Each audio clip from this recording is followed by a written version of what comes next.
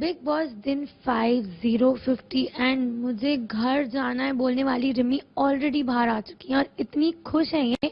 आइए जानते हैं इनसे। हेलो। हाय। खुश? तुमको देख के ज्यादा खुश। कितनी खुशी हो रही है घर के बाहर आने के लिए? फाइनली इतने दिनों से जो आप बोल रही थी घर जाना है घर जाना है, अब घर आ ही गई हैं आप। थोड़ा 2-3 हफ्ता लेट हो गया, शायद 2-3 हफ्ता पहले निकाल दे तो मैं ज्यादा खुश होती, लेकिन अभी थोड़ा सा मैं सदमे में हूँ, तो वहां से निकलने में मुझे थोड़ा टाइम लगेगा कि मैं ऐसा टॉर्चर हाउस से निकल के आई हूँ। जो आपकी मिसकंसेप्शन थी कि घर के अंदर जाने के बाद कैंटीन से खाना आएगा, खुद काम नहीं करना पड़ेगा, ये मिसकंसेप्शन क्लियर हुआ है अभी कि अभी भी वही जोन चल रहा है?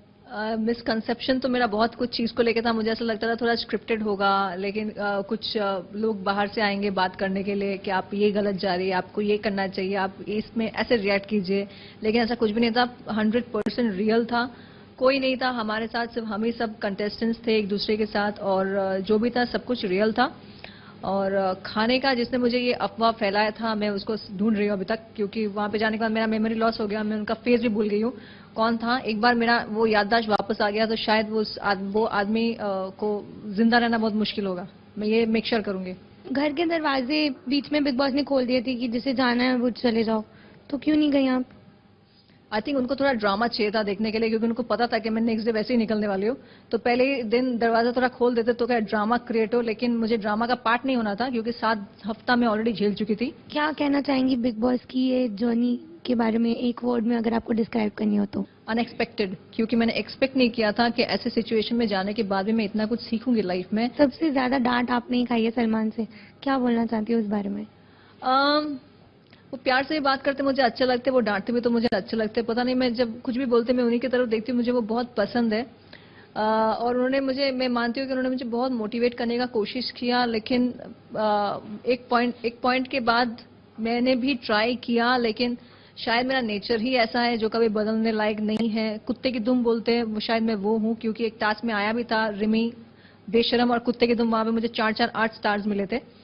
मैं इसलिए चेंज नहीं हो पाई, मेरे माँ बाप भी परेशान हो गए, अभी उन लोगों ने भी गिव अप कर दिया ये टास्क मुझे चेंज करने का। रिमी के हिसाब से किसको जीतना चाहिए बिग बॉस सीजन 9?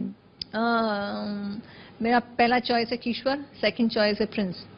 और कौन फेक है घर पे बिल्कुल भी, जिसको आप बिल्कुल पसंद नहीं करती? फेक में नहीं बोल सकते, लेकिन फ्लक्चुएट बहुत करते, वो है मंदना और रोशेल। आज बहुत स्वीट रहते, कल बहुत अलग बन जाते, फिर तरसों फिर ठीक हो जाते हैं, फिर चौथा दिन फिर अलग बन जाते हैं। लास्टली अपने फैन से क्या बोलना चाहती हैं, डिसअपॉइंटेड फैंस? डिसअपॉइंटेड फैन से मैं यही बोलना चाहती हूँ कि आप प्लीज मुझे ऐसे ही एक्सेप्ट कर लीजिए, क्योंकि मैं ऐसी ही हूँ, मैं गेम शो में जैसे दिखी हूँ। और क्योंकि कैमराज एक पॉइंट ऑफ टाइम के बाद आप भूल जाते हैं कि वहां पे कैमराज है, माइक है, आप जैसे है वो आपका रियल नेचर वापस बाहर निकलेगा ही निकलेगा। चाहे मैं जितना भी एनर्जेटिक फील करने का कोशिश करूं, और मैं जितना भी फेक होने का कोशिश करूं, मैं नहीं हो पाऊंगी, और शायद ही कोई हो पाए, तो आप मुझे प्लीज ऐसे ही एक्सेप्ट कर लीजिए। एक लास्ट लाइन बोल दीजिए, आपकी वाली पेटेंट वाली लाइन, मुझे घर जाना है, मुझे छोड़ दो। मुझे घर जाना है, मुझे यहाँ पे नहीं रहना है, प्लीज मुझे वोट करना बंद कर दो please. Thank you so much and all the best. Thank you.